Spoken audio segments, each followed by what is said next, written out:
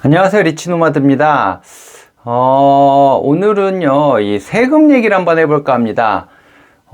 지금 이제 제가 영상을 계속 올리다 보면, 세금에 대한 얘기를 가끔씩 댓글로 문의하시는 분들이 있습니다. 왜냐면 제가 이제 배당주 중심으로 뭔가 포트폴리오를 짜고 계속 배당금을 늘리는 것에 대한 얘기를 하는데요. 배당금이 늘어나면 수익이 늘어나고 거기에 따라서 세금이 많이 붙게 되는데, 그러면 뭐 별로 남는 것도 없지 않냐라는 식의 이제 질문을 하시는 분들이 있습니다. 당연히 이제 금융소득 자체가 뭐 배당이나 이자 소득 자체가 2천만 원을 넘어서면 금융소득 종합과세를 하게 되잖아요. 종합소득세 신고를 해야 되는데, 이제 기존에 뭐 급여소득이 있으신 분들이 또 여기다가 종합소득세를 내게 되는 상황이 되면 이제 과표 구간에 따라서 금액이 좀 많이 늘어나게 되잖아요.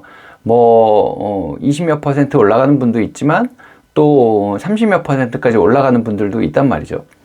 이제 그렇게 됐을 경우에 이 세금 부담이 너무 크지 않냐라는 얘기들을 종종 하십니다. 근데 일단은 뭐 20몇 %를 내게 되시는 분들은 이제 한번 생각을 해보시면, 일단은 배당금 자체는 15.4%, 이제 지방소득세를 포함해서 15.4%가 공제돼서 들어오고요. 거기에 이제 뭐 20몇 %가 되면 그 15.4%를 띄고서 계산을 하는 거란 말이죠. 그러니 뭐 그렇게 어마어마하게 세금이 많이 추가로 떨어져 나가진 않거든요. 물론 뭐 예를 들어서 35% 이제 지방소득세까지 포함하면 38.5%가 되겠지만, 이제 그 경우에는 이제 과표 자체가 8,800만 원 이상 뭐 이렇게 되어 있을 거예요.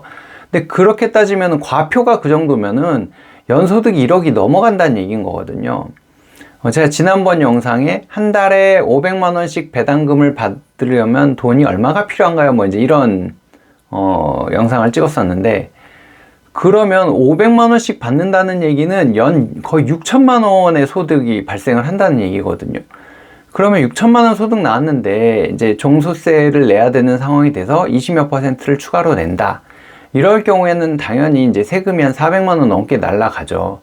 당연히 이제 뭐 피 같은 돈이 세금으로 날아가니까 좀 아깝기는 하지만, 사실 그 정도 소득이 발생했을 때 세금을 피할 수 있는 투자 수단이 그렇게 많지 않거든요. 모두가 이제 월세 수입을 꿈꾸면서 건물주가 되고 싶다라고 하지만, 요새 건물주들도 월세 수입 들어오면은 이거 다 신고해야 되고, 뭐 부가세도 내야 되고, 뭐 여러 가지 세금들을 다 내게 되어 있는데요. 그것도 그닥 그렇게 매력적으로 보이지는 않고, 또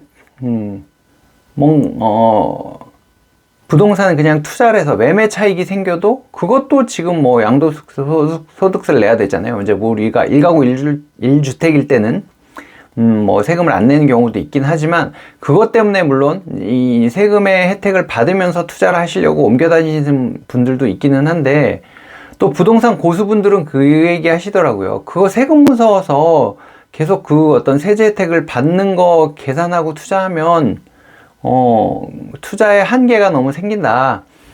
세금은 그렇게 생각하지 말고 계속 사서 모으고 불려라, 뭐 이제 이런 식의 얘기를 또 하시는 걸 봤었거든요.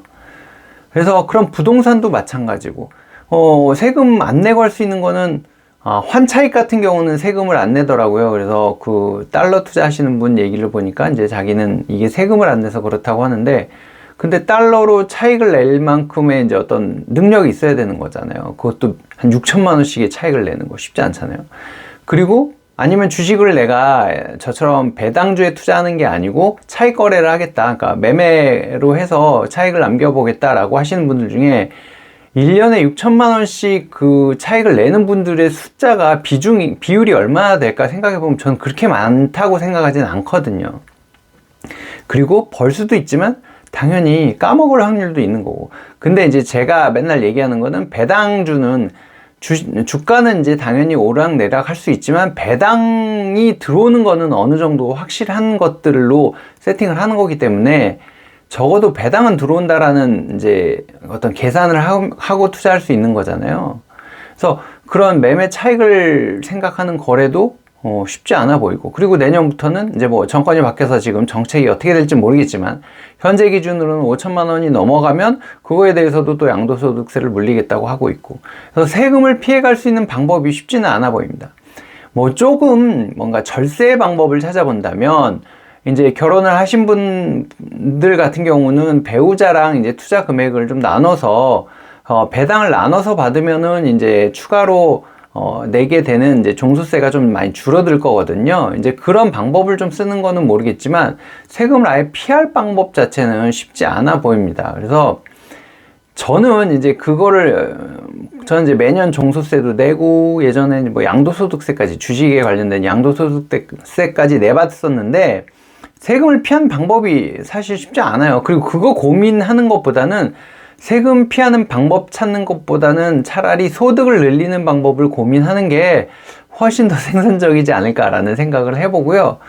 그래서 물론 세금이 좀 아깝기는 하지만 이제 좋은데 잘 쓸 거라고 생각을 하고, 일단은 그 소득을 더 늘리는 쪽으로 생각을 해보는 게 훨씬 더 낫지 않을까 하는 생각을 합니다. 뭐 메이저리그 류현진 선수 같은 경우도 연봉이 어마어마하다는데 그 연봉 중에서 뭐 거의 막 반 이상은 세금으로 날아가네 여전히, 뭐 이런 얘기들 하는데, 그렇다고 그 연봉 안 받을 거 아니지 않습니까? 세금 나가는 건 어쩔 수 없는 거고 더 버는 방법들을 찾아야겠죠. 그래서 세금 이슈에 대해서는 너무 고민하지 마시고, 저는 차라리 이제 그 구조를 더 단단히 해서 수익을 더 어떻게 하면 늘릴 것인가, 이제 어느 정도 물론 왔을 때는 나중에 가면은 세금뿐만 아니라 건강보험을 또 추가로 내야 되는 이슈도 발생을 하더라고요. 이제 그런 부분까지 계산을 했을 때, 요 이상 갔을 때는 한동안은 수익률이 좀 떨어지겠구나라는 거를 감을 잡으시고, 그 다음에 이제 뭐 투자의 구조를 다시 좀 바꿔본다든가, 뭐 형태를 이제 안정적인 걸 요만큼 채워놨으니까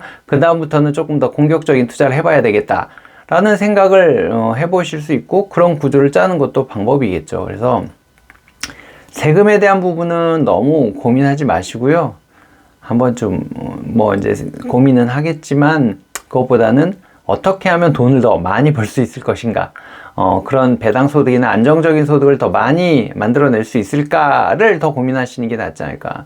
사실 뭐 오늘 주가가 잠깐 오르기는 했지만 최근에 이제 뭐 올 연초부터 생각하면 그러니까 주가가 굉장히 많이 빠졌잖아요. 주가 지수도 그렇고. 그런데 제가 지난번에도 영상에서 말씀드렸지만 저는 이제 배당을 중심으로 가기 때문에 별로 그렇게 낙폭이 크지 않아요. 그러니까 제가 감당할 수 있는 수준.